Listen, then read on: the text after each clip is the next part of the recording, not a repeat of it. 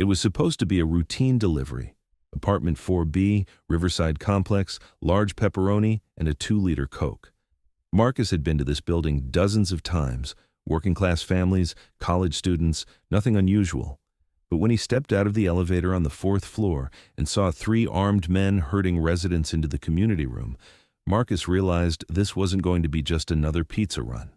And for the first time in 3 years, Detective Marcus Williams of the Chicago PD SWAT team was going to have to remember who he used to be. Welcome to True Human Tales. Before we begin this intense story of hidden identity and unexpected heroism, tell me in the comments, what city are you watching from today? And if you believe stories like this deserve to be heard, hit that subscribe button to support the channel. Downtown Chicago at 8:47 p.m. on a Tuesday was exactly what Marcus Torres had learned to expect during his 3 years delivering pizza. Traffic that moved like molasses, parking spaces that didn't exist, and apartment buildings where the elevators broke down more often than they worked. He'd adapted to the rhythm of city delivery. Double park when necessary, take the stairs when elevators failed, always carry exact change.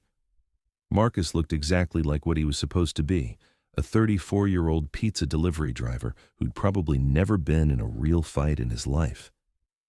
At 5'9" with a lean build, he moved through the city with the practiced invisibility of someone who'd learned that being unremarkable was often the best way to stay safe. His red polo shirt with Tony's Pizza embroidered on the chest, black pants, and comfortable walking shoes had become his uniform for urban anonymity.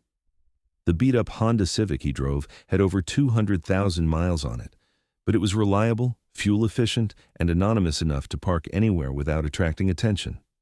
The pizza delivery signs on the roof were magnetic, easy to remove when his shift ended.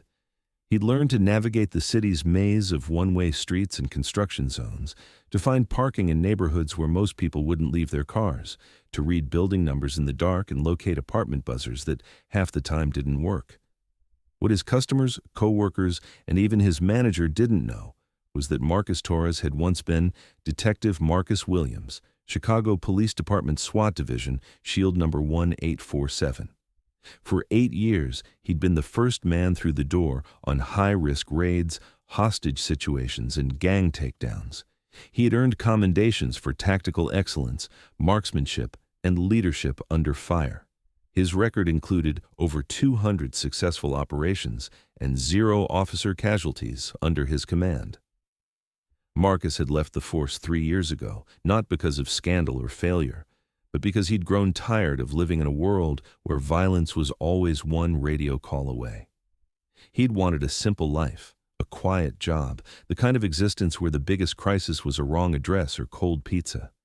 He'd wanted to wake up without checking for threats, to sleep without keeping one ear open for danger.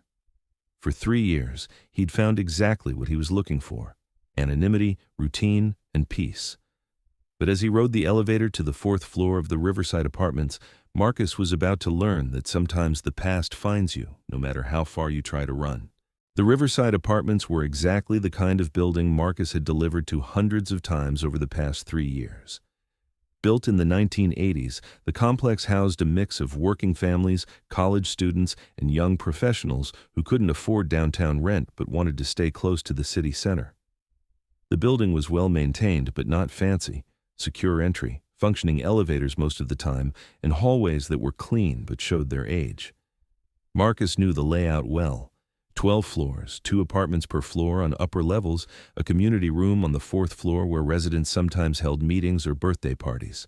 The building had decent security, key card access past the lobby, cameras in elevators and main hallways. It was the kind of place where people felt safe enough to order pizza at night without worrying about who might be in the lobby. Tonight's customer was Mrs. Chen in 4B, an elderly woman who ordered pizza every Tuesday night and always tipped exactly $3. Marcus had delivered to her apartment at least a dozen times, and she was always polite, always paid in exact change, always asked about his day with the kind of genuine interest that made him remember why he'd chosen a job involving regular people instead of criminals. The elevator ride to the 4th floor was routine. The same mechanical humming, the same slightly stale air, the same soft ding when doors opened. Marcus stepped out with the pizza bag in his left hand and 2-liter in his right, already calculating how long it would take to complete this delivery and get back to his car before he got a parking ticket. That's when he saw them. 3 men in dark clothing standing in the hallway outside the community room. 2 held what Marcus immediately recognized as semi-automatic pistols, while the third directed people, residents of the building, into the room with sharp, aggressive gestures. Even from 40 feet away, Marcus could see the terror on the faces of people being herded inside. Marcus froze for exactly 2 seconds, his mind processing what he was seeing and running through response options with the kind of tactical speed that 8 years of SWAT training had burned into his neural pathways. Gang takeover, multiple armed hostiles, civilians in immediate danger, no backup, no radio, no weapon. For 3 years, Marcus Torres, the pizza delivery driver, would have retreated to the elevator, hit the emergency button, and called 911 from a safe distance. But Detective Marcus Williams had been trained for exactly this kind of situation. And as he watched an elderly man being roughly pushed into the community room by one of the gunmen, Marcus realized that 3 years of pizza delivery hadn't erased 8 years of protecting people who couldn't protect themselves. The transformation wasn't conscious. It was muscle memory, training, and instinct taking over when civilian life suddenly wasn't enough. Marcus set the pizza bag and soda down quietly and began moving along the hallway wall, using the corner as cover. His movement was silent, controlled, automatic. Tactical positioning he'd practiced thousands of times. From his new position, he could see the situation clearly. 3 armed men, as initially assessed. The leader appeared to be Hispanic, early 20s, wearing Rivera Street Bulldogs colors. The other 2 were younger, mid-teens, but handled weapons with familiarity suggesting experience. Inside the community room, Marcus counted 8 civilians, elderly residents, a young couple, college students. They sat on the floor with hands visible, terrified, but following instructions. The gang members had positioned themselves with good sight lines and communicated through hand signals, suggesting training. This wasn't random robbery. This was planned operation. The building was being used as either staging area or safe house while they conducted business elsewhere. The residents were insurance against police intervention. Marcus's tactical mind ran through options. 3 hostiles, unknown weapons capacity, 8 to 10 civilians in danger. No backup, no communication, no gear. Smart play was retreat and call for support, but Marcus knew it would take 20 minutes for tactical response, setup, communication, entry plan. In 20 minutes, innocent people could die. Sometimes the smart play wasn't the right play. Marcus texted 911. Riverside Apartments, 4th floor. Armed gang takeover, multiple hostages. Need immediate tactical response. Off-duty SWAT on scene. Then he turned off his phone's sound and prepared to do what he'd spent 3 years trying to forget. The community room had 2 entrances, main doorway from the hall and a service entrance connecting to the utility area. Marcus knew about the service entrance because he'd once delivered to a maintenance worker who'd shown him the layout. Moving through the building's service areas was like navigating a maze. Marcus crawled through utility spaces, climbed over pipes, squeezed through maintenance panels with patient precision of someone who'd done similar infiltrations in far more dangerous circumstances. He bypassed the service entrance lock using SWAT techniques and positioned himself to observe without detection. The gang leader was on his phone, speaking rapid Spanish about timing and coordination. This building takeover was part of a larger operation. They were holding residents to prevent police response while other members conducted business elsewhere. The residents weren't the target, they were leverage, which meant the situation was both better and worse than initially thought.